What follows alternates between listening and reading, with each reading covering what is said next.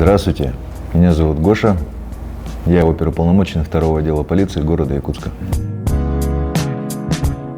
Потому что я романтик, потому что нигде нет такого количества романтики, как работа оперуполномоченным уголовного розыска. Работа интересная, работа всегда держит в тонусе и, соответственно, испытываешь какое-то, так сказать, удовлетворение в конце рабочего дня о том, что ты работаешь не просто так. Социальная значимость деятельности именно уголовного розыска, так как это непосредственно защита прав граждан, раскрытие преступлений, работа очень подвижная, требует внимательности, требует полного погружения в профессию. То есть там практически невозможно просто присутствовать на работе, а потом вечером уходить домой. Нет, там требуется именно полное погружение в оперативную среду. Всегда нужно осознавать, какую ответственность ты несешь. И, соответственно, это и есть то, что делает эту работу интересной такой. Всем, кто хочет, всем, кто считает, что это его, подходит по его темпераменту, да, пожалуй, все.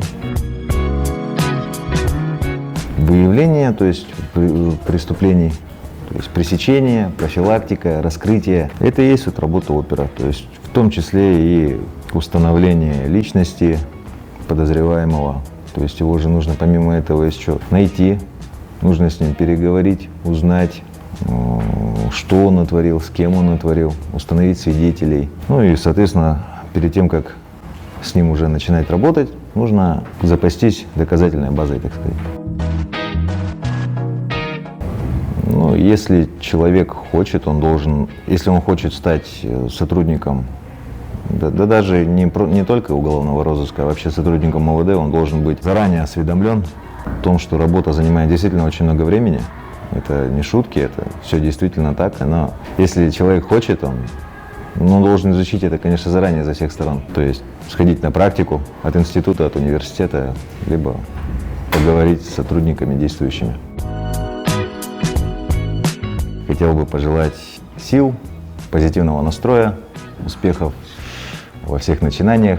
Также я хотел бы пожелать успехов подрастающему поколению. Хотел бы им напутствовать о том, чтобы они всегда были умными и благоразумными, понимали о том, что каждое действие, оно влечет за собой какие-то последствия. И хотел бы добавить, чтобы эти последствия всегда были именно благополучными и несли добрый оттенок. Спасибо большое, что ответили на наши вопросы, раскрыли основы вашей интересной профессии. Пожалуйста.